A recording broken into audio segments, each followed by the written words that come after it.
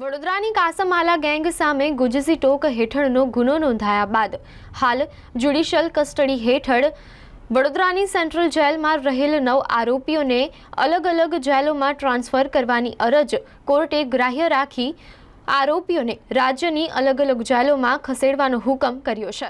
Vadodara crime બ્રાન્ચે કાસમાલા ગેંગના 9 સભ્યો સામે ગુજસી ટોક 2015 હેઠળ ગુનો દાખલ કર્યો હતો।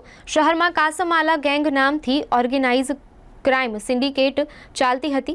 આ ગેંગ ખંડણી, લૂંટ, હત્યાના પ્રયાસ જેવા ગુનાઓમાં સંડોવાયેલી હતી।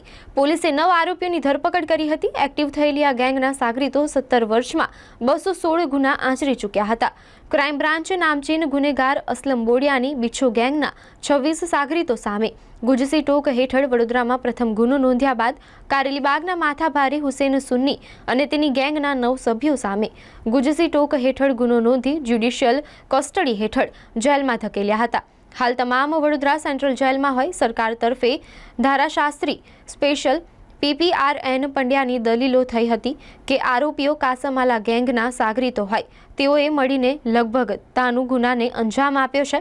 આરોપીઓને એક જ જેલમાં રાખવામાં આવે તો અન્ય ગુનાઓનું આયોજન કરવું સરળ બને તેવી સંભાવના છે।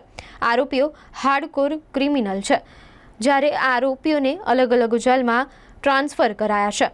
Hussain Kadar Miya Sunni district jail Valsad, Akbar Kadar Miya Sunni special jail Padra Bhuj, Shahid ઉર્ફે ભૂરિયો જાકીરભાઈ ડિસ્ટ્રિક્ટ જેલ જામનગર, વાસિમ ખાન ઉર્ફે બબલુ ઉર્ફે Maja Yusuf Khan Pathan central jail Rajkot, Sikandar Kadar Miya Sunni special jail Porbandar, Hasan ઉર્ફે ઝાંઝર કાદર મિયા સુન્ની ડિસ્ટ્રિક્ટ જેલ મહેસાણા, મોહમ્મદ અલી ઉર્ફે Halima Salim Khan Pathan district jail Junagadh, Sufiyan Sikandar Pathan central jail Surat, ગની ઉર્ફે આર્ટેલ ઉસ્માન મિયા શેખ ડિસ્ટ્રિક્ટ જેલ ગાંધીધામ।